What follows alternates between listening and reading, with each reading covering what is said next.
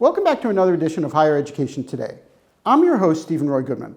I'm here at the University of Bristol School for Policy Studies, where we're going to be speaking about climate change and climate consensus. And I'm here with Professor Chuks Okereke, who is a professor at the university. Welcome. Thank you, Steve. Well, thank you for having me here. And maybe if we can start with this question about consensus. I've been thinking about this a lot. There's all this discussion about the climate. We know that it's a serious issue. We know that governments are taking it seriously. We know that many people are dying because of the climate. How do we build consensus about the climate?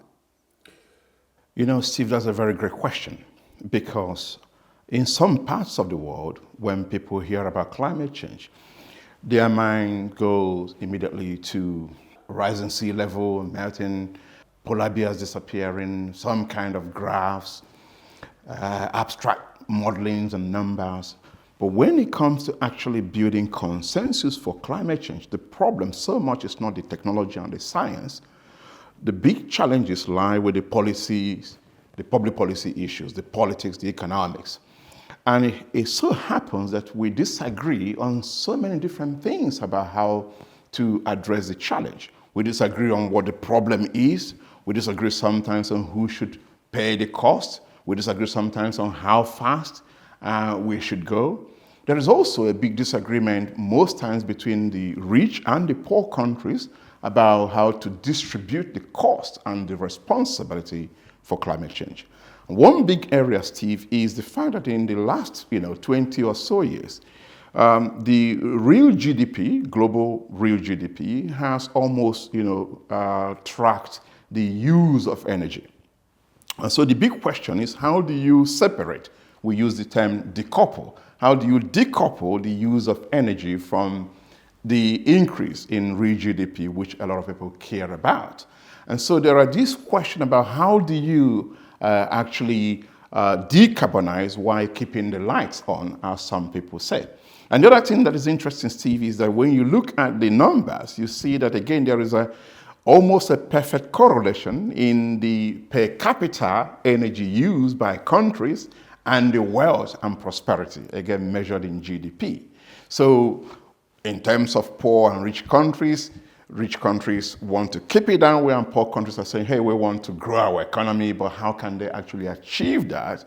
Why not wrecking the planet? So it is all of these disagreements that make it difficult to build consensus on climate change.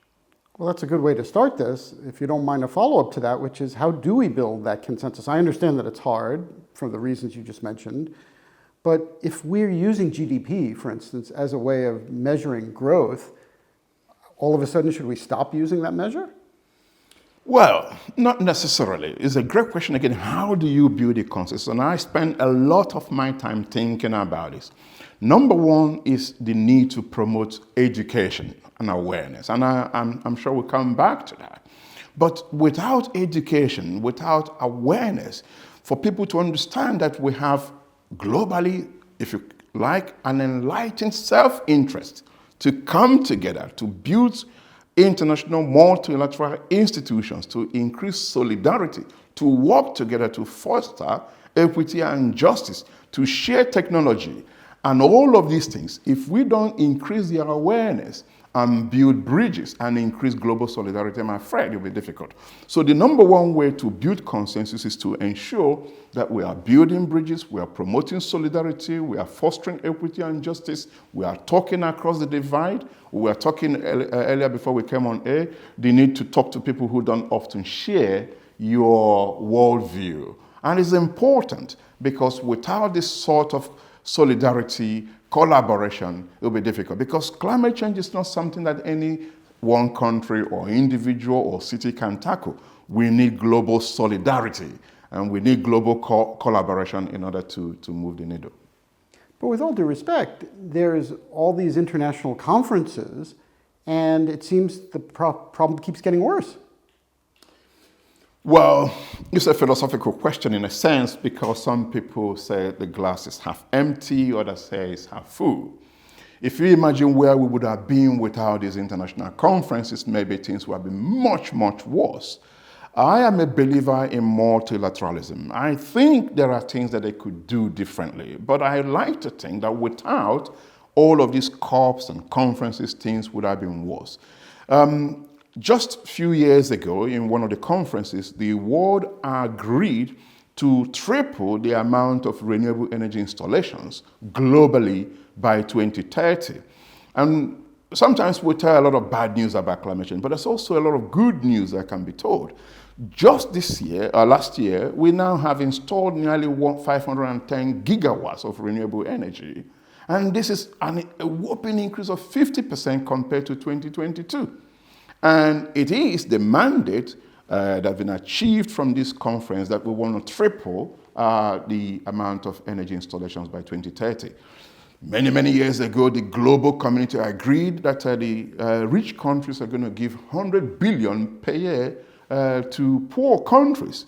And Steve, the thing is that number has now been attained. It took a long while, but we have now reached that number. And I can tell you many, many, many other great stories of how international solidarity and cooperation has really enabled the world to come together. But let's not be mistaken.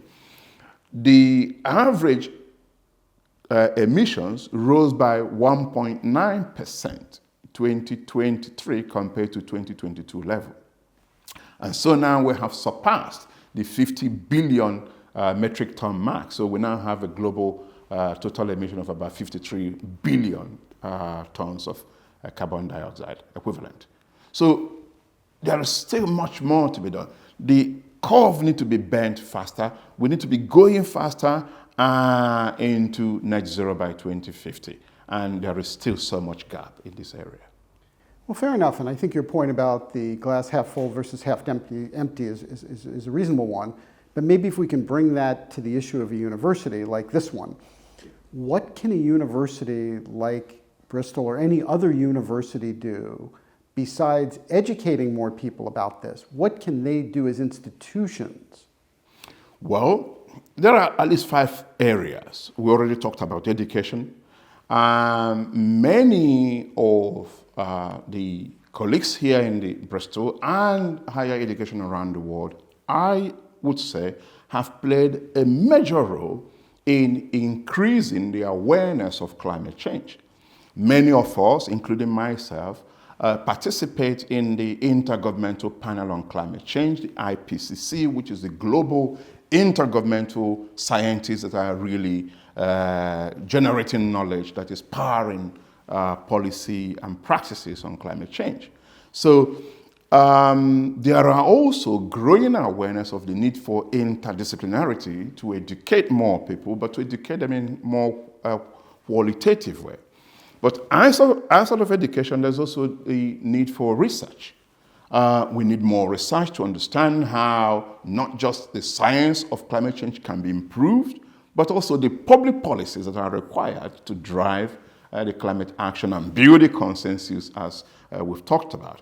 Because again, we need to emphasize that the problem here is not just about technical numbers and technologies. It's about culture, it's about economy, it's about politics, it's about policy. And research can add a lot in understanding how we can build consensus, overcome the political and economic barriers that can increase action. But there's also a third area, which is about service delivery. Research has recently shown that there are so many people in the private sector, in the secondary schools, in primary schools, who feel ill-equipped to be able to teach climate change at a primary and secondary level, or even to embed climate practices at the sectoral level in organizations. So here again, universities can play a vital role in educating, equipping, and providing service delivery to these kinds of people. And then the next area is actually what we do on campus. So the University of Bristol was the #1 university in the UK to declare climate emergency in 2019, and one of the first to set a carbon neutral goal by 2030. And there are a range of other initiatives that the University of Bristol has set forth to increase our desire and our pace in reaching that zero. This year, February, there was an overwhelming vote by the students to go 100% plant-based food on campus. And so at the realm of what we do on campus, service delivery, research, education, but also community engagement, which is the fifth leg, communicating. That's why the beauty of what we're doing here, working with grassroots organizations, NGOs, transnational organizations, advocacy groups, to promote awareness on what can be done. So university can play a major role, and I'm glad to say that Bristol is taking the lead in many of those areas.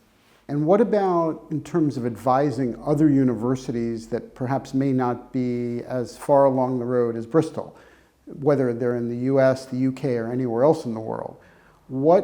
You must find other universities that are doing some things, but not as many. So how do you advise any of those universities? And if so, how do you kind of push them along or guide them along?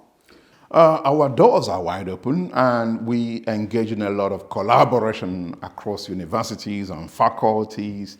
I am actually just doing a research now on how to measure the extent to which nations are meeting what we call their nationally determined contribution, which involves faculties, colleagues from around 20 universities, and we do share ideas.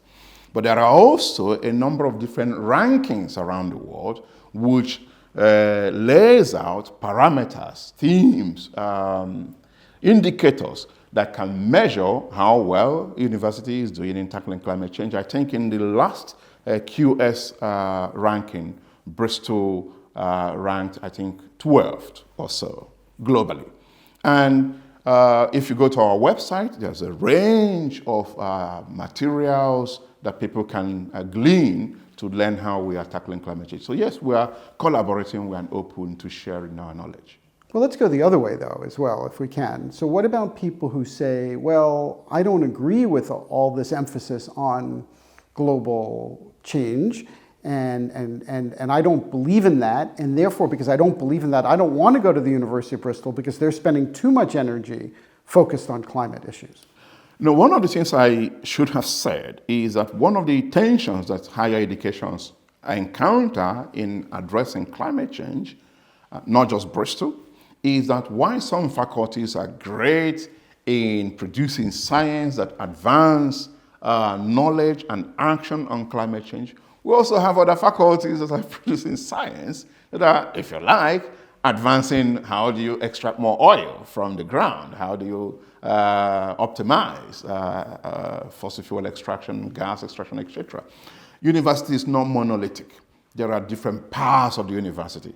But I think that many people will agree that this is an emergency and that all of the parts should be working to further this goal. You can study engineering. Bristol is not just about climate change. There are many other areas. In the School of Public Policy, for example, we have people who are doing health policy, disability, education, childhood, human rights, etc. So there are a range of different courses of study in Bristol that is not environment. But I have to emphasize that as a university, we are committed. We recognize the seriousness of climate change, and we are committed in tackling it and working with other universities around the world to further action on this crucial issue. But let's bring it down a little bit more, if we could. You just mentioned a second ago health policy. So let's assume somebody is trying to make a hospital more efficient, and they're trying to serve more people. But you as a patient in the hospital want to get the best care possible. But we all know that hospitals are not the most efficient places in terms of what they throw out and what they don't throw out. So we've got a tension on one hand between, Mr. and Mrs. Jones wants to get the best care possible, and sometimes that might even be a university hospital, versus the global imperative of trying to do something about the environment. How do you reconcile that when you're talking to that colleague in health policy? You go back to the first question about consensus and the point I made about those disagreements. Another great example is, as I mentioned, the tension sometimes between growing your economy and keeping your lights on. The other thing to say, however, is that we are getting increasingly smarter in reconciling those tensions. Not completely, But there are also many countries, for example, that are showing that you can actually keep the light on while reducing your carbon footprint. And one of the great opportunities, for example, in Africa, where I come from, is the fact that they have abundant natural resources in terms of solar and wind. And I make the argument very passionately to African leaders that, yes, there might be a need in the short term to dig more oil out of the ground or power your electricity through fossil fuel, but you got to be thinking about how you leverage these abundant renewable natural resources in order to minimize, vitiate, or close the tension between keeping the lights on and addressing the climate change.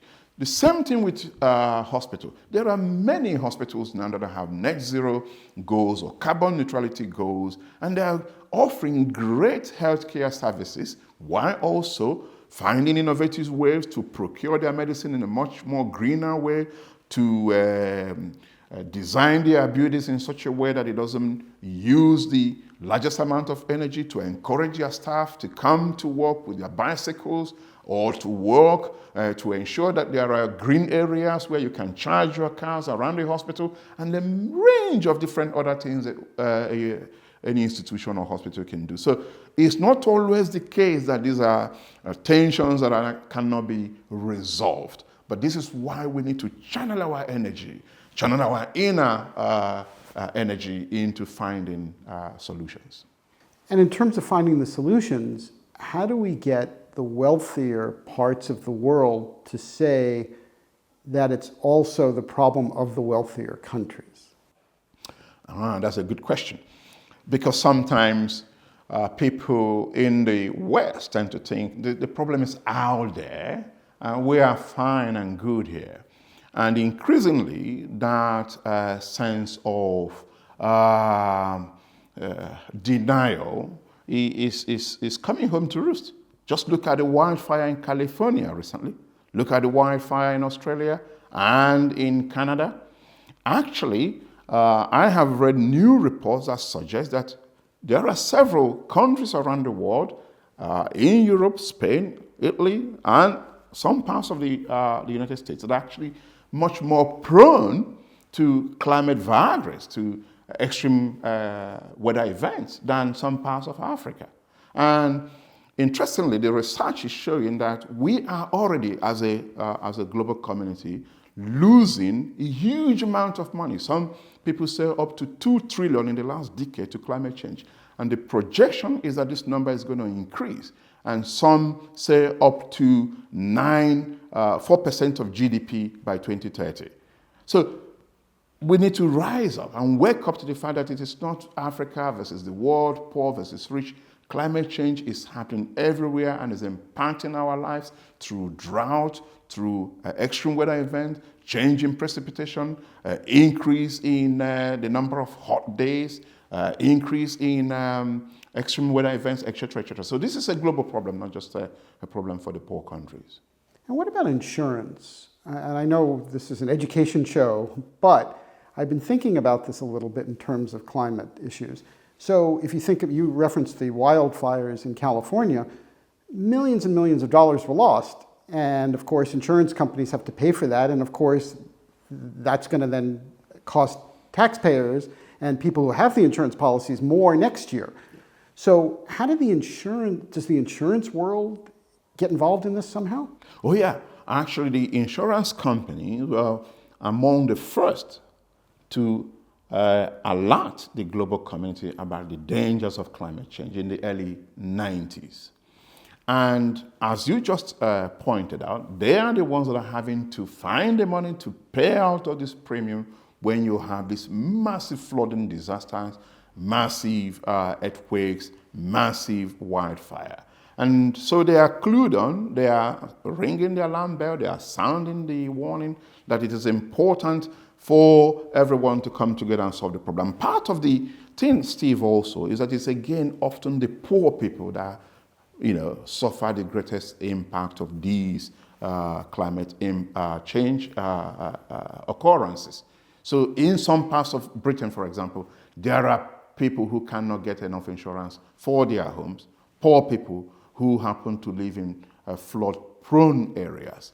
In Nigeria, where I originally come from, wildfire, drought, flooding destroys homes in thousands, sometimes millions, and these people are left without insurance. So it's a big problem, but I'm happy to say that the insurance companies generally do understand, and they are pushing for greater climate action globally. And what other allies are there? So you have the insurance companies that are essentially, if I'm hearing you correctly, are essentially allies in your fight, as it were. Who are the other natural allies in society or affiliated with universities? Oh, there are a range. Wherever you look, you see allies. The insurance company, as you said, one, but also there are a number of SMEs that are investing a lot into renewable energy technologies.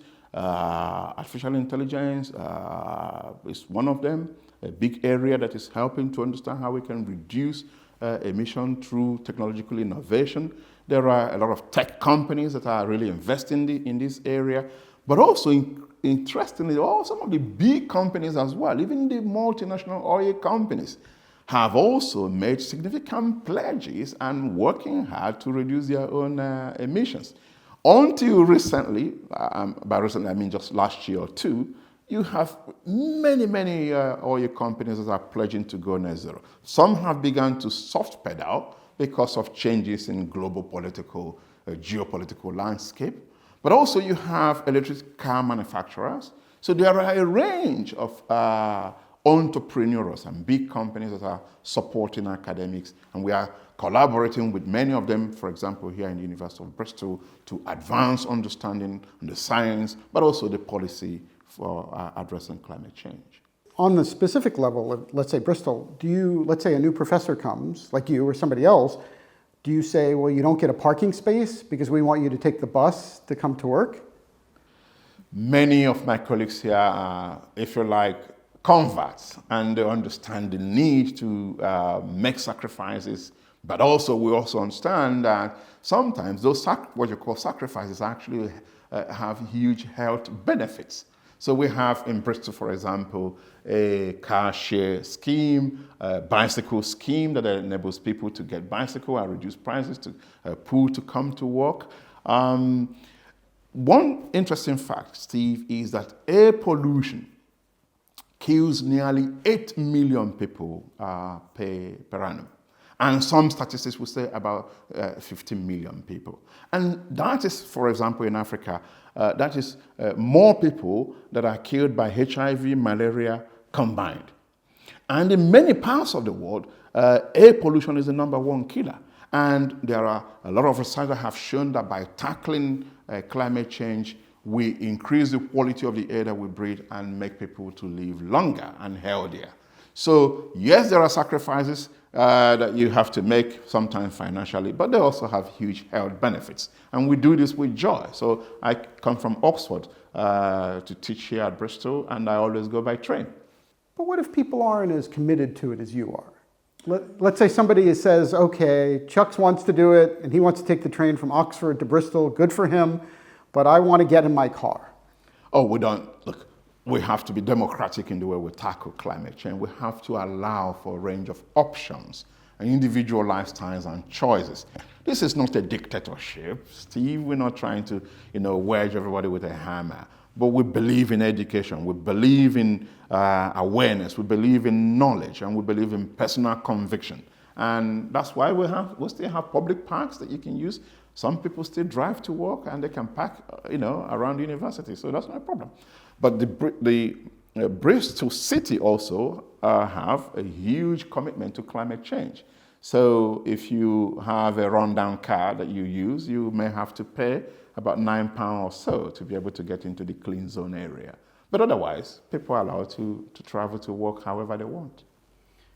What message would you like to deliver to an American audience who may not be that familiar with Bristol and may not be that familiar with some of the international protocols around climate change? I will say to average Americans, America is a great country.